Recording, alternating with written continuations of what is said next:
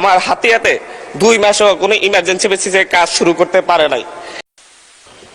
মাননীয় স্পিকার, আপনাকে ধন্যবাদ। মাননীয় স্পিকার, মাননীয় পানি সম্পদ মন্ত্রী, আমার দ্বীপ উপজেলা হাতিয়ায় 2 পারের নদী ভাঙ্গন নিয়ে আমি ডিউ লেটার দিলে ওখানে সুপারিশ করেন প্রায় 2 মাস আগে বিভিন্ন জায়গায় ইমার্জেন্সি বেসিসে কাজ করার জন্য। কিন্তু আমার হাতিয়ার একমাত্র চলাচলের পথ আমাদের নলছিড়া ফেরিঘাট এবং চেয়ারম্যানঘাট ফেরিঘাট হুমকির মুখে। যে কোনো মুহূর্তে চেয়ারম্যানঘাট যে বাজারে প্রায় প্রতি বছর 5 থেকে 10 হাজার কোটি টাকার বাণিজ্য হয়, সেই বাজার যে কোনো মুহূর্তে নদীগর্ভে বিলীন হয়ে যেতে পারে। এবং আমার ছানন্দী ইউনিয়ন প্রায় অর্ধেক নদীগর্ভে বিলীন হয়ে সুবর্ণচরের সাথে মিশে যাচ্ছে। কিন্তু বিভিন্ন আমলাতান্ত্রিক জটিলতা, রিডিজাইনের মুখে আমার হাতিয়াতে 2 মাসও কোনো ইমার্জেন্সি বেসিসে কাজ শুরু করতে পারে নাই। এই ব্যাপারে কয়েকবার আমি মাননীয় মন্ত্রীকে জানালে উনি ক্ষুব্ধ প্রতিক্রিয়া ব্যক্ত করলো। এখন পর্যন্ত আমার হাতিয়ায় কেন কাজগুলো শুরু হয় নাই, এই ব্যাপারে যে সকল আমলারা জড়িত তাদের ব্যাপার থেকে জবাব দিতে নেওয়া হবে কিনা। মাননীয় স্পিকার, এটা আমার উপজেলার বাঁচার আকুতি। আমি বাঁচার আকুতি নিয়ে কথা বলছি। হাজার হাজার ঘরবাড়ি প্রতিনিয়ত নদীগর্ভে বিলীন হয়ে যাচ্ছে। এই ব্যাপারে অতি দ্রুত পদক্ষেপ নেওয়ার জন্য আমি মাননীয় মন্ত্রীকে অনুরোধ করব। মাননীয় মন্ত্রী। ধন্যবাদ মাননীয় স্পিকার। মাননীয় স্পিকার, আমি গত 1 মাস আগে হাতিয়ার পার্শ্ববর্তী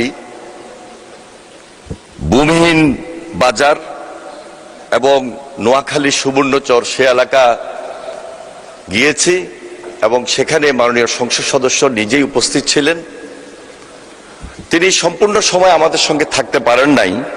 আমাদের পার্শ্ববর্তী মাননীয় সংসদ সদস্য মোহাম্মদ শাহজাহান সার্বক্ষণিক সময় ছিলেন। আমরা তাৎক্ষণিকভাবে সিদ্ধান্ত নিয়ে সেখানে জরুরি ভিত্তিতে ইমার্জেন্সি ওয়ার্ক করার জন্য নির্দেশ দিয়েছি। ওনার নির্বাচনী এলাকার একটা বাজার, ভূমিহীন বাজার, সেখানে ইতিমধ্যে কাজ শুরু হয়েছে এবং পার্শ্ববর্তী নোয়াখালী সুবর্ণচর সেখানেও কাজ চলমান। আমাদের এই হাতিয়া দ্বীপটা এটা প্রকৃতির সঙ্গে যুদ্ধ করে সেখানের মানুষ বসবাস করছেন। সে এলাকায় একটা পার্মানেন্ট ওয়ার্ক চলমান রয়েছে। উনি যে ব্যাপারে এইমাত্র বলেছেন সেটি হলো চেয়ারম্যান ঘাট এবং হাতিয়া বাজার। এখানে 2টি ইমার্জেন্সি ওয়ার্ক কাজ করার জন্য আমরা ইতিমধ্যে নির্দেশনা দিয়েছি। আমরা আশা করছি খুব শীঘ্রই এর কাজ শুরু হবে। ধন্যবাদ মাননীয় স্পিকার। আমি শহীদ ইমাম হাসান তাইমের ভাই। আপনারা দেখেছিলেন যাত্রাবাড়িতে যে একটা বন্ধু আরেকটা বন্ধুকে টেনে নিয়ে যাচ্ছিল আর পুলিশ বারবার গুলি করতেছিল, সেটা আমার ভাই ছিল। আমার বাবা বলেছিল একজনকে মারতে কতটা গুলি লাগে স্যার।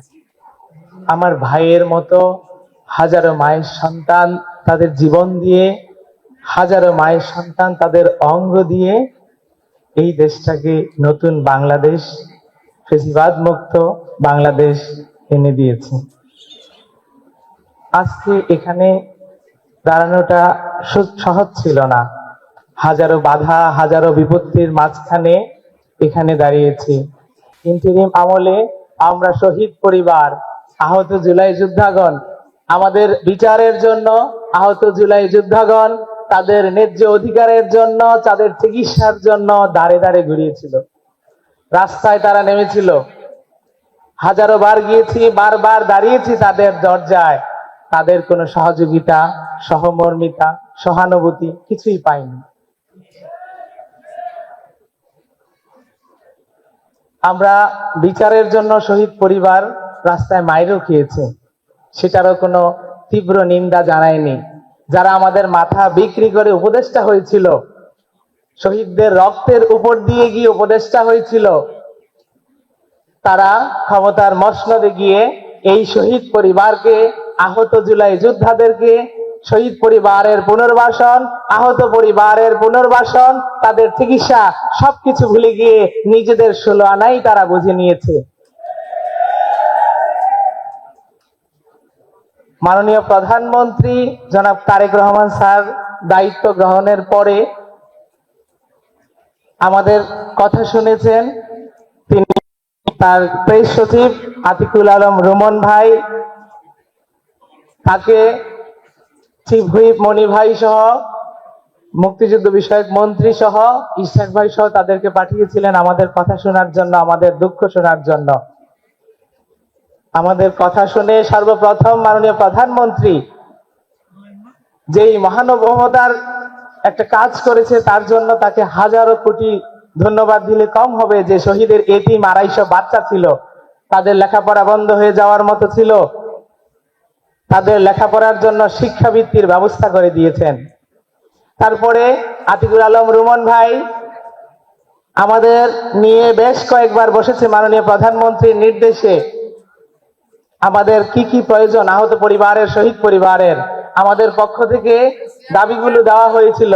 ইনশাল্লাহ তারা দাবিগুলো বাস্তবায়ন করবেন এবং অনেকগুলো প্রক্রিয়াধীন চলমান। আমরা চেয়েছিলাম আহত জুলাই যোদ্ধাদের পুনর্বাসন এবং তাদের চাকরি, যারা চাকরি করার মতো আছে, যোগ্যতা আছে, তাদের চাকরির জন্য আতিকুল আলম রুমন ভাই আমাদের বলেছে সিভি সংগ্রহ করার জন্য। আমরা সিভি সংগ্রহ করতেছি, সামনে করব। তারপরে আমি রুমন ভাইকে আরেকটা অনুরোধ করেছিলাম যে সরকার আমাদের পুনর্বাসনের জন্য, আপনারা দেখেছেন টাকা বরাদ্দ দিয়েছে 300 কোটি টাকা, সামনে আরো দিবে। রুমন ভাইকে আমি অনুরোধ জানিয়েছি যে ফ্ল্যাটের যেই টাকাটা, এক একটা ফ্ল্যাটের, এখানে মাননীয় গণপূর্ত মন্ত্রী আছেন, তো ফ্ল্যাটের যেই টাকাটা এটা প্রায় 7 টাকা করে ধরা হয়েছিল। আমার ছোট্ট মাথায় যেটা আসলো, যার একটা হাত নাই, যার একটা পা নাই, সে এত দামি ফ্ল্যাটটায় কি করবে? গ্রাম থেকে এসে তার যে বাস্তু আছে সেটা ছেড়ে ঢাকায় ফ্ল্যাটে এসে সে কি করবে? খাইতে পাবে না। ঢাকার মধ্যে সবকিছু এক্সপেন্সিভ। এর জন্য আমি মাননীয় প্রধানমন্ত্রীর কাছে একটা অনুরোধ জানাবো যে যেই এলাকায় আছে যদি সম্ভব হয় তাদের ওই ফ্ল্যাটের টাকাটার অর্ধেক মূল্য দিয়ে তাদেরকে একটা বাসস্থান করে দেওয়া, আর বাকি অর্ধেক মূল্য দিয়ে তাদেরকে একটা ফিক্স সঞ্চয়পত্র করে দেওয়া, যেটা তারা তুলতে পারবে না, যার লভ্যাংশ দিয়ে সারা জীবন তারা চলতে পারবে, তারা একটা ব্যবসা করতে পারবে। যার একটা হাত নাই, যার একটা পা নাই, সে গ্রামে সবকিছু সস্তা, সে শহরে এসে একটা লাউয়ের দাম 100 টাকা, গ্রামে 20 টাকা, সে শহরে এসে তার জন্য আমি মনে করি যে ফ্ল্যাটটা এখানে না দিয়ে তাকে গ্রামে যতটুকু সম্ভব একটা বাসস্থান তৈরি করে দিয়ে বাকি টাকাটা তাকে দিয়ে দিলে তার জন্য ভালো হবে।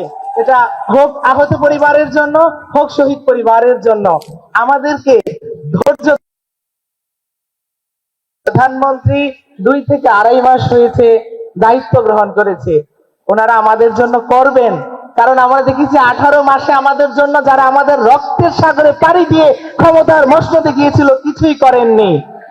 তাদেরকে তো শহীদের সন্তানের জন্য, শিক্ষাবৃত্তির জন্য বারবার গিয়েছি, তারা কোনো সহযোগিতা দেখায়নি। তাদের জন্য, শহীদদের হত্যার বিচারের জন্য বারবার গিয়েছি, তারা কিছুই করেননি। আহত পঙ্গু ভাইদেরকে নিয়ে গিয়েছি তাদের চিকিৎসার জন্য, কিছুই করেননি।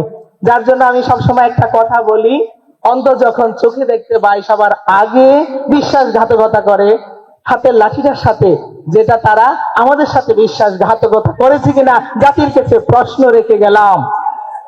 সর্বোপরি একটাই কথা বলবো, আমরা একজন মানবিক নেতা পেয়েছি। আমরা কৃতজ্ঞ এবং গর্বিত তাকে পেয়ে। উনি শুধু রাজনীতি করতেছেন না, উনি দেশে দেশে ঘুরে ওনার বাবার মতো ইতিহাস গড়ছেন। ধন্যবাদ। আসসালামু আলাইকুম।